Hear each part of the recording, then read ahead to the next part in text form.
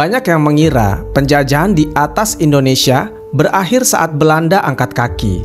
Tapi kenyataannya, bentuk baru dari penjajahan justru datang lewat kontrak, investasi, dan korporasi asing yang menyusup lewat kerjasama ekonomi. Di balik nama besar Freeport yang mengeruk emas dan tembaga di tanah Papua, ada jejak kekuatan global yang nyaris tidak terlihat. Salah satunya adalah Rockefeller, keluarga paling berpengaruh dalam sejarah kapitalisme modern.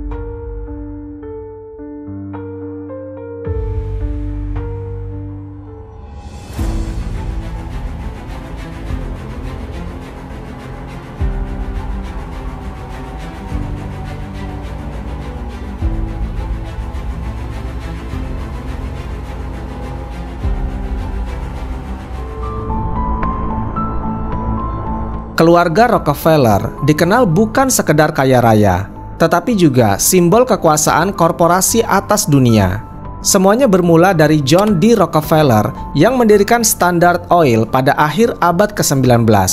Standard Oil menjadi perusahaan minyak terbesar di dunia, sampai akhirnya dibubarkan pada tahun 1911 karena dianggap monopoli. Tapi pembubaran itu tidak mengurangi kekuasaan Rockefeller, justru malah memperluasnya. Perusahaan-perusahaan pecahan Standard Oil seperti Exxon, Chevron, Saudi Aramco, dan Marathon Oil tetap berada dalam kendali lingkaran bisnis mereka. Pengaruh Rockefeller tidak hanya terbatas di bisnis, mereka masuk ke ranah pendidikan, kesehatan, keuangan, hingga politik luar negeri. Rockefeller Foundation misalnya, sering disebut sebagai alat soft power Amerika untuk mengendalikan kebijakan global melalui sumbangan pendidikan dan penelitian. Bahkan beberapa laporan menunjukkan keterlibatan mereka dalam pembiayaan riset ilmiah yang kemudian digunakan untuk strategi perang dan propaganda. Pada masa Perang Dunia Kedua dan setelahnya, Rockefeller memainkan peran penting dalam menyatukan kepentingan bisnis dan militer Amerika Serikat. Melalui Dewan Hubungan Luar Negeri atau CFR yang mereka danai, serta keterlibatan orang-orang dekat mereka dalam CIA, mereka juga tidak hanya mengendalikan minyak, tetapi juga informasi dan kekuasaan politik global. Salah satu tokoh kunci dari klan ini adalah Nelson Rockefeller, yang pernah menjabat sebagai wakil presiden Amerika Serikat. Keluarga ini juga memiliki koneksi erat dengan elit intelijen dan militer Amerika yang beroperasi di berbagai negara termasuk Indonesia.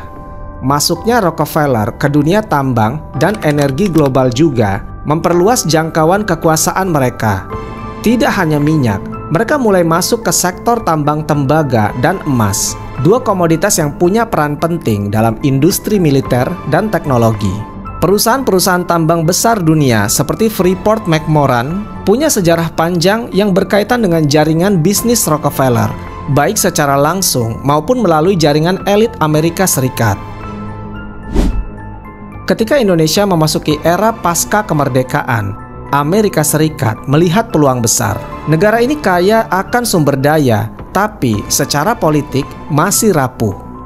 Dan di saat itulah, banyak lembaga dan individu yang terhubung dengan Rockefeller mulai bergerak masuk lewat bantuan ekonomi, riset ilmiah, dan tentu saja kerjasama bisnis.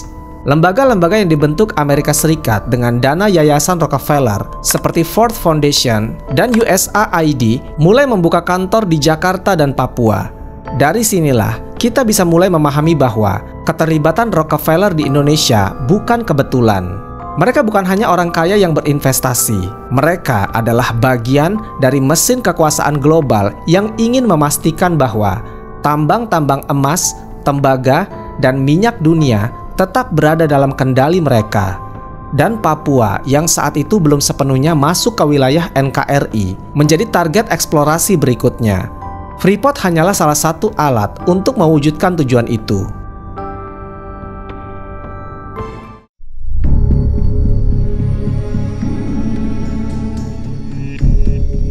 Segalanya bermula pada akhir tahun 1950-an, ketika geolog Amerika bernama Jan Dozzi menemukan cadangan tembaga raksasa di pegunungan Erzberg, Papua. Temuan ini awalnya diabaikan karena akses ke lokasi sangatlah sulit, dan Papua sendiri saat itu masih berada di bawah kekuasaan Belanda. Tapi keadaan berubah setelah Papua dianeksasi ke dalam Indonesia lewat Operasi Trikora dan Perjanjian New York pada tahun 1962. Sebuah proses yang didukung penuh oleh Amerika Serikat demi menyingkirkan pengaruh Belanda dan mengamankan kepentingan mereka. Pada titik inilah keterlibatan Freeport dimulai.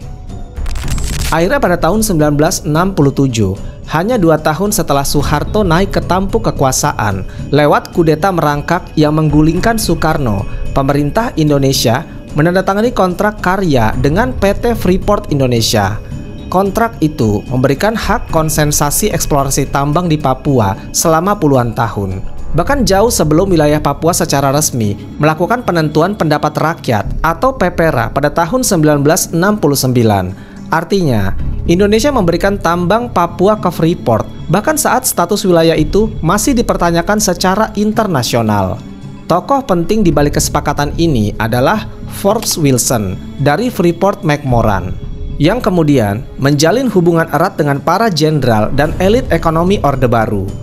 Tapi di balik layar, ada sosok-sosok seperti Henry Kissinger, yaitu mantan penasihat keamanan nasional Amerika Serikat yang kemudian menjadi dewan direksi Freeport. Kissinger dikenal dekat dengan keluarga Rockefeller dan keterlibatannya di Indonesia sering disebut sebagai bagian dari proyek besar Amerika Serikat untuk mengamankan sumber daya penting di Asia Tenggara. McGeorge Bundy, tokoh CIA sekaligus presiden Ford Foundation, yaitu yayasan yang sangat terhubung dengan Rockefeller, juga menjadi bagian dari lobi politik dan pengaruh di Indonesia. Lembaga-lembaga ini tidak hanya bergerak di bidang pendidikan dan budaya, tetapi juga membuka jalan bagi pengaruh politik dan ekonomi Amerika, termasuk dalam hal eksploitasi tambang. Yang menarik, kontrak Freeport disusun dengan struktur yang sangat menguntungkan bagi pihak asing. Pemerintah Indonesia saat itu hanya mendapatkan royalti yang sangat kecil, sementara Freeport mendapat keleluasaan penuh atas eksplorasi dan ekspor hasil tambang. Tambang Erzberg berkembang menjadi Grasberg, yaitu salah satu tambang emas dan tambang terbesar di dunia. Selama puluhan tahun, hampir tidak ada transparansi tentang berapa sebenarnya keuntungan yang diambil oleh Freeport dan berapa yang benar-benar masuk ke kas negara. Di sisi lain, wilayah sekitar tambang mengalami berbagai masalah, yaitu kerusakan lingkungan hidup, pencemaran sungai, dan konflik sosial yang tidak kunjung usai. Sementara itu, sebagian besar penduduk asli Papua tetap hidup dalam kemiskinan. Keberadaan Freeport juga memperkuat kontrol militer Indonesia di Papua. Sejumlah laporan HAM internasional menyebutkan bahwa aparat keamanan negara justru bertugas melindungi aset-aset Freeport, bukan rakyat Papua. Dan Freeport sendiri memberikan dana pengamanan kepada aparat dalam jumlah besar setiap tahunnya. Hubungan simbolis ini menjadikan Freeport sebagai aktor penting dalam stabilitas politik dan ekonomi di kawasan Papua. Tentu saja bukan untuk kepentingan rakyat, tapi kepentingan elit.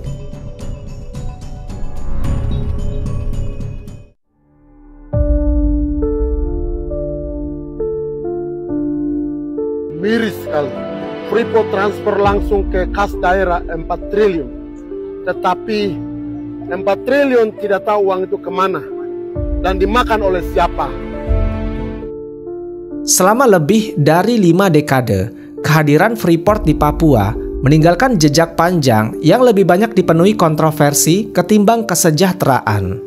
Meskipun tambang Grasberg disebut sebagai salah satu tambang emas dan tembaga yang paling menguntungkan di dunia, sebagian besar rakyat Papua tetap hidup dalam kemiskinan yang ekstrim.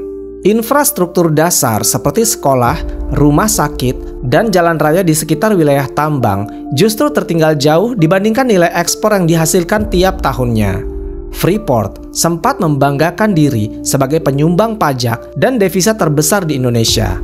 Tapi kenyataannya, kontribusi tersebut selalu berada di bawah bayang-bayang ketimpangan. Royalti yang diterima Indonesia selama masa Orde Baru sangatlah minim. Bahkan setelah reformasi, negosiasi ulang kontrak Freeport tetap menuai kritik. Pemerintah kerap tidak dalam posisi yang kuat saat berhadapan dengan perusahaan tambang raksasa yang sudah sejak awal memiliki akar kuat di jantung kekuasaan Indonesia. Kondisi ini makin kompleks karena keterlibatan elit global di balik Freeport tidak pernah benar-benar terbuka ke publik. Henry Kissinger, tokoh yang erat dengan Rockefeller, masih duduk di jajaran Dewan Direksi Freeport hingga awal tahun 2000-an. Pengaruhnya di balik kebijakan luar negeri Amerika menjadikan Freeport sebagai alat diplomasi yang strategis. Di sisi lain, militer Indonesia juga mendapatkan keuntungan dari status quo, terutama lewat anggaran pengamanan yang mengalir dari perusahaan tambang tersebut. Ini menciptakan ekosistem kekuasaan yang saling menopang dan hampir tidak ada ruang untuk rakyat Papua sebagai pihak yang paling terdampak. Masyarakat di sini ini menderita di atas menderita, Pak. Baru pada era pemerintahan Joko Widodo, pemerintah Indonesia mengambil langkah besar untuk mengambil alih saham mayoritas Freeport. Melalui PT Inalum, Indonesia berhasil membeli 51% saham Freeport Indonesia. Tapi keberhasilan ini pun disambut dengan pro dan kontra.